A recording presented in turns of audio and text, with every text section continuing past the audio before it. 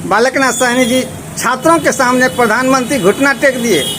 छात्रों के आंदोलन के बाद शिक्षा मंत्री ने इस्तीफा दे दिया है, क्या इसको मानते हैं ना? सवाल कर रहे हैं कि छात्रों के आंदोलन के सामने में प्रधानमंत्री जी को घुटने टेकने पड़े, तो बात तो सही है कि घुटने टेकने पड़े। इतना बड़ा आंदोलन इस देश में हुआ, छात्रों ने इतना बड़ा आंदोलन किया, तो देश की राजनीति में पक्ष और विपक्ष का रोल होता है। देश की राजनीति में पक्ष और विपक्ष का रोल होता है। आंदोलन जब अंतिम कड़ी में था तब विपक्ष के नेता राहुल गांधी जी जाते हैं, अंतिम कड़ी में जाते हैं। परिणाम क्या निकला? परिणाम धर्मेंद्र प्रधान का इस्तीफा, भविष्य में ऐसी गलती नहीं करने का आश्वासन, यही दो काम न हुआ। फास्ट ट्रैक कोर्ट से सजा मिलेगी अब गुनाहगारों को। सवाल ये उठता है कि भारतीय जनता पार्टी की सरकार है, भ्रष्टाचारियों को, बलात्कारियों को, हत्यारों को वो तो गंगा जल छिड़क करके पवित्र कर लेते हैं, गंगा जल छिड़क के पवित्र कर लेते हैं। ऐसा तो सैकड़ों नेता जो है भारतीय जनता पार्टी में है, जिन पे रेप का केस है, मर्डर का केस है, बलात्कार का केस है, वो सदन में है कि नहीं है? सरकार उनकी है, कोर्ट उनका है, सीबीआई उनका है, ईडी उनका है, सारे चीज उनके हैं। तो यह इतने बड़े आंदोलन का परिणाम यह होता है। छात्रों ने जो आंदोलन किया, मैं सराहना करता हूँ, मैं उनको धन्यवाद देता हूँ, वो बधाई के पात्र हैं। लेकिन एक ठोस कानून बननी चाहिए थी, और ठोस कानून जो है कि लोकसभा राज्यसभा में पास होकर के राष्ट्रपति जी का दस्तखत होकर के उसको 9वीं अनुसूची में डाल देना चाहिए था, ताकि आने वाला कानून बन जाता। चाहे शिक्षा मंत्री के पद पे कोई रहता, इस गलती को नहीं दोहराता। तो आपके चैनल के माध्यम से इस आंदोलन का परिणाम जो आना चाहिए था, वो परिणाम नहीं आ पाया। केवल इस्तीफा से क्या होगा? फिर जो बना है वो वही करेगा। ऐसे तो देखे गए हैं, आप देख लीजिए भारत की राजनीति में जो एक बार भ्रष्टाचार है किया है और उनकी अचूक संपत्तियों की जांच कर ली जाए, तो भाजपा वाले किसी नेता की संपत्ति की जांच हो रही है क्या? नहीं हो रही है। जो आपके चैनल के माध्यम से माननीय प्रधानमंत्री जी आज घुटने टेके हैं, ये घुटने टेकने से देश का कल्याण नहीं होने वाला है।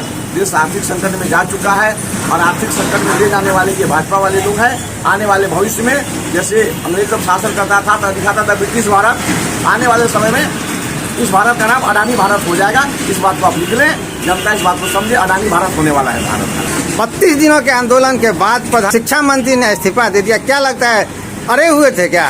देखिए, शिक्षा मंत्री का इस्तीफा जो है, भाजपा के जो प्रधानमंत्री हैं अमित शाह जी जो हैं, या जो बड़े नेता हैं, इस्तीफा इसलिए नहीं चाह रहे थे कि किसी भी चीज़ की जब शुरुआत होती है तो उसका अंत भी होता है। उनको डर था कि शिक्षा मंत्री आज इस्तीफा दे देगा इस आंदोलन से, तो फिर लोग आंदोलन करेंगे, प्रधानमंत्री का इस्तीफा मांगेंगे, फिर आंदोलन करेंगे जो है कि गडकरी का इस्तीफा मांगेंगे। तो उनको डर था, तो रास्ता तो उन्होंने खोल दिया इस्तीफा का। अब छात्र जो चाहे करा सकते हैं देश में, रास्ता उन्होंने खोल दिया है।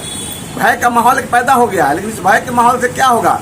आने वाले समय में आप देखिएगा एक ऐसा यह माहौल क्रिएट होगा कि जो सबको परेशान किया जाए। अच्छा, राजनाथ सिंह बोले थे कि हमारे पार्टी में इस्तीफा देने का प्रावधान ही नहीं है।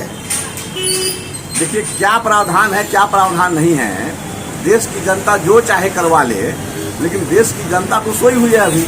देश की जनता का तो जमीर मरा हुआ है अभी, वो जगह कहाँ है? छात्रों की जमीर को जगह है, छात्रों ने अपने हौसले को बुलंद किया है।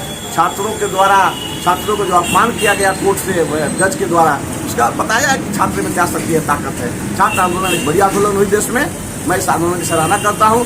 लेकिन जो फायदे होने चाहिए तो फायदे नहीं हुए, फायदे मिलने चाहिए। लेकिन इसमें बहुत काफी दिनों के बाद विपक्ष की भूमिका देखने को मिला।